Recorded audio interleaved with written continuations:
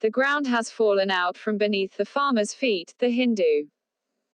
Amidst the novel coronavirus pandemic, Indian farmers have marched their way to New Delhi.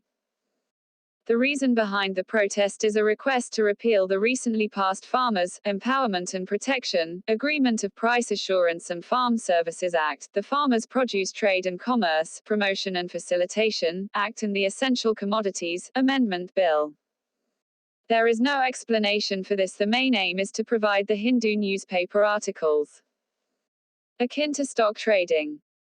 All three of these laws are palpable attempts to turn the activity of buying and selling farm produce into a form of stock exchange trade. However, the secret to successful farming has been in the handiwork of toil, rather than the ability to operate computers and nitpick along contractual text, both of which the Farm Acts seem to impute into the life of a farmer.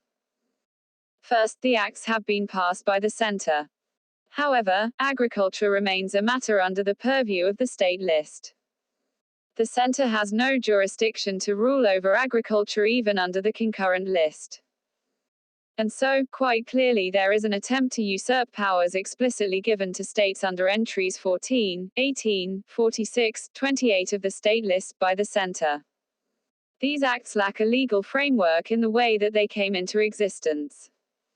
Additionally, the acts deprive states of their revenue via any cess or levy. Therefore, these acts are a challenge to the separation of powers which functions as the backbone to a democracy. More costs possible. Second, in the way that the acts change all kinds of farming trade into digital contractual terms reveals how there is an attempt at selling the farmer's produce in a language that the farmer himself does not know. This lack of skill, knowledge and expertise will provoke farmers into hiring middlemen, thereby increasing the operational cost for the farmer. Additionally, when such contracts are signed with multinational companies, farmers shall either be forced into paying hefty fees to lawyers to be able to dissect such contracts for them, or, in the alternative, open the floodgates of their exploitation at any time by such companies. Legally, all of this interferes with the freedom of a farmer to carry out his own trade under Article 19(1)(f). By imposing such fetters in the way that the farmer earns his livelihood, there is a threat under Article 21 as well. This will also deny a decent standard of living by interfering in the way that such a living is earned by the farmer, impinging on Article 43 of the Directive Principles of State Policy. Subscribe to this channel for more info. Gaps in definitions. Third, there are two particularly problematic definitions within the acts. When these acts define the term farmer, they exclude the cropper, laborer, tiller, etc. The impact of this is that certain persons involved in producing crop are systemically excluded from the purview of the act. This shall in turn hinder any rights that they might have gained access to via the acts. While defining a farming agreement, rather than bestowing power to the farmer, a sponsor has the power to refuse the yield. The sponsor has such power in the absence of any necessity on his part to give reasons to the farmer behind such refusal. This sponsor is also in charge for checking legal compliance.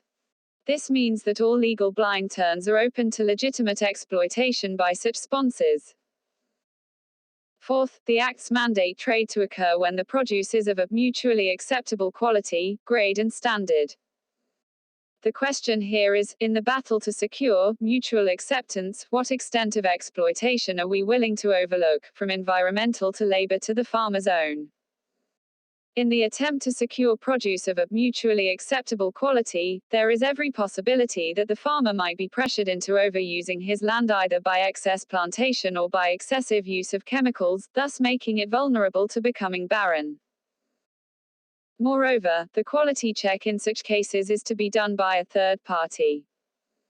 This power has been given to a third party without any safeguards against such parties' biases or prejudices.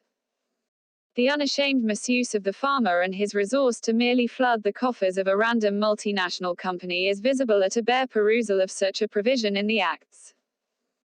Fifth, the Acts in their dispute resolution provisions fail to lay down who can represent the parties involved in such a dispute. The Act goes on to overburden an already overworked subdivisional magistrate in the absence of such a conciliation process elucidated in the farming agreement. No right to appeal. And finally, the most inhumane of all provisions are those that take away the right of appeal from a farmer. The state exercising its power through multiple bureaucrats seems to have elevated itself to the status of God himself, whose decisions are immune from challenge. There is a glaring absence of any power being given to the farmer in the event that the decision delivered by the above authority is biased, a product of corruption, prejudiced, or simply a manifestation of the said authority's bad mood. We must commemorate the access to justice accorded by the Constitution under Articles 14 and 21, at this juncture. Apart from this, the Acts use multiple subjective terms such as extraordinary circumstances and extraordinary price rise. Even words such as horticultural produce and non-perishable agricultural foodstuffs are used so callously that they open up a contract to multiple disputes over interpretation. Clearly, the Acts seem to defy the safeguards that the makers of the Constitution created it to stand for. KTS. Tulsi is Senior Advocate and Member of Parliament, Rajya Sabha. Tanasa Puri is an Associate at the Chambers of KTS. Tulsi.